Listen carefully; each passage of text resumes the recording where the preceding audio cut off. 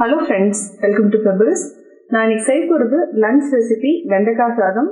வெண்டைக்காய் வந்து பொடி பொடியாக நம்ம கட் பண்ணிட்டு இது கூட வந்து புளிக்காய்ச்சல் இல்லைன்னா புளியோதரை பொடி சேர்த்து நம்ம செய்ய போகிறோம். வாங்க எப்படி செய்யறதுன்னு பார்க்கலாம். தேவையான பொருட்கள்: வெண்டைக்காய் 150 கிராம்ஸ் வந்து கட் பண்ணி வச்சுருக்கேன். இதுக்கு வந்து ஒரே ஒரு பெரிய வெங்காயம், ஒரு வரமிளகாய், தேவையான அளவு உப்பு, 2 டேபிள் ஸ்பூன் புளியோதரை பொடி. புளிக்காய்ச்சல் இருந்தாலும் நம்ம யூஸ் பண்ணிக்கலாம். இப்போ எப்படி செய்யறதுன்னு பார்க்கலாம். ஒரு கடாய் எடுத்துக்கலாம். அதில் 2 டேபிள் ஸ்பூன் அளவுக்கு எண்ணெய் எடுத்துக்கலாம். எண்ணெய் நல்லா காஞ்சதுக்கப்புறம் கடுகு உளுத்தம் பருப்பு தாளிச்சுக்கலாம். கடுகு 1/4 டீஸ்பூன், உளுத்தம் பருப்பு, கடலைப்பருப்பு. பொன்னிறம் ஆயிடுச்சு. இப்போ வெங்காயம், ஒரே ஒரு வரமிளகாய். இதுக்கு கருவேப்பிலையும் ஆட் பண்ணிக்கலாம். நான் வந்து கருவேப்பிலை ஆட் பண்ணுறேன். நீங்கள் தேவைன்னா ஆட் பண்ணிக்கலாம். வெங்காயம் நல்லா பொன்னிறம் ஆயிடுச்சு. இப்போ நம்ம வெண்டைக்காயை ஆட் பண்ணிக்கலாம்.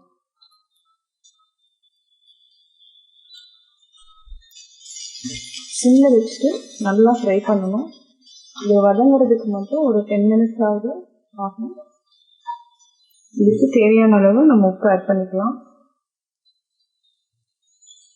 இதில் இருக்கிற அந்த பசை எல்லாமே கொஞ்சம் நல்லா ட்ரை ஆகிடணும். அப்போ தான் வந்து சாதம் வந்து நல்லாயிருக்கும். இல்லைன்னா சாதம் வந்து குழஞ்சி போயிடும். 2 நிமிஷம் ஆயிடுச்சு. புளியோதரை பொடியும் ஆட் பண்ணிவிட்டு நம்ம மூடி வச்சுக்கலாம்.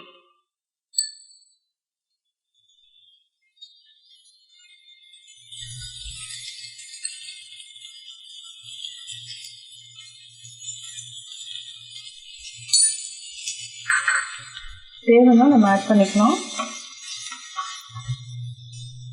இப்போ நம்ம மூடி வச்சுக்கலாம்.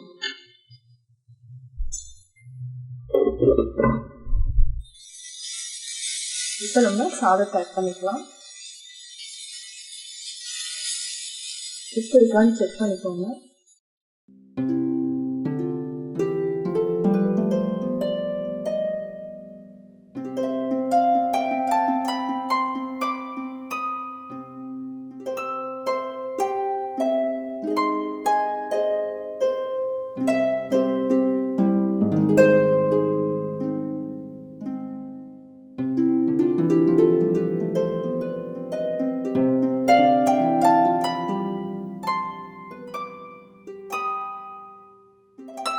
சுவையான வெண்டைக்காய் சாதம் ரெடி.